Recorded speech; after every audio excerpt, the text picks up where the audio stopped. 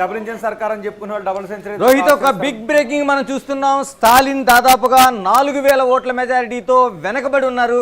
అంటే ఒక సీఎంగా ఉండే వ్యక్తి, అధికారం చేపడతానుకున్న వ్యక్తి 4000 ఓట్ల మెజారిటీతో, అది కూడా టీవీకే నేత విఎస్ బాబు పైన 4000 ఓట్ల, దీంతోనే ఆయన వెనకబడి ఉన్నాడు ఆయన ఓట్ల మెజారిటీతో. మరోవైపు ఉదయ్ స్టాలిన్, ఆయన కూడా దాదాపు 300 ఓట్లతో వెనకబడి ప్రయాణం చేస్తున్నారు.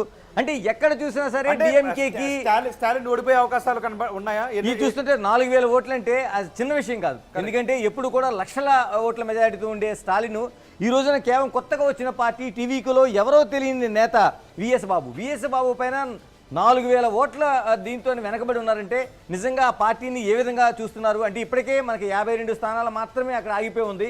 ఇలాంటిది చూస్తుంటే అంటే ఆయన నిజంగా గెలుస్తారా గెలవరా?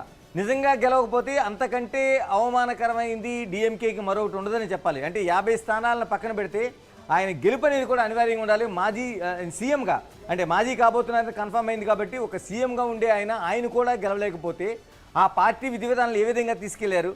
మరోవైపు బీజేపీతోని ప్రధానితో ఛాలెంజ్ చేశారు ఆయన. ఎందుకంటే అటు మహిళా బిల్లు కావచ్చు, లేకపోతే పునర్విభజన బిల్లు కావచ్చు, డిలిమిటేషన్ సంబంధించి ఖచ్చితంగా ఛాలెంజ్ చేసి 234 స్థానాల్లో దాదాపు 200 స్థానాలు గెలుస్తామని ఛాలెంజ్ చేసిన వ్యక్తి ఈ రోజున 4000 ఓట్లతో వెనకబడి ఉన్నాడంటే నిజంగా దీన్ని అంటే తమిళనాడు రాజకీయాల్లో ఏం జరుగుతుంది అంటే దాదాపుగా 110 స్థానాలకి టీవీకి ఎగబగడం అయితే తర్వాత అన్నాడీఎంకే అనేది 74 స్థానాలకు వెళ్తే ఎక్కడ ఉంది? రెండోది, ఆయన చెప్పిన అతిపెద్ద ఛాలెంజింగ్లో జయలలిత మాత్రమే తమిళనాడు రాజకీయాల్లో రెండోసారి ముఖ్యమంత్రిగా ప్రమాణ స్వీకారం చేసిన వ్యక్తి. అలాంటిది అరుదైన అవకాశాన్ని స్టాలిన్ చేయబోతున్నాడు అనేది కూడా వచ్చింది.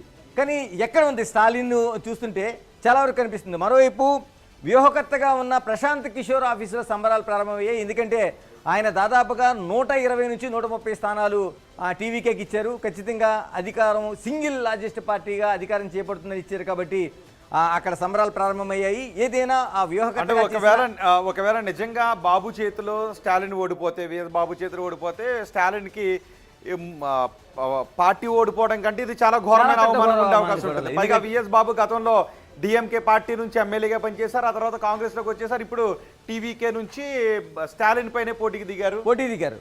అంటే మరోవైపు ఇలా మొత్తం ఫ్యామిలీ రాజకీయాలు తీసుకుంటే స్టాలిన్ కావచ్చు, అంతకుముందు కరుణానిధి కావచ్చు, ఎక్కడ కూడా అనేక ఎన్నికల్లోన వాళ్ళు పార్టీ ఓడిపోవచ్చు కానీ వాళ్ళు మాత్రం ఓడిపోలేదు చాలా వరకు. కరెక్ట్. అలాంటిది ఈయన ఓటమి కానీ జరిగితే అంతకంటే 2006లో వీళ్ళ పార్టీ నుంచే పోటీ చేసిన వ్యక్తి అతను.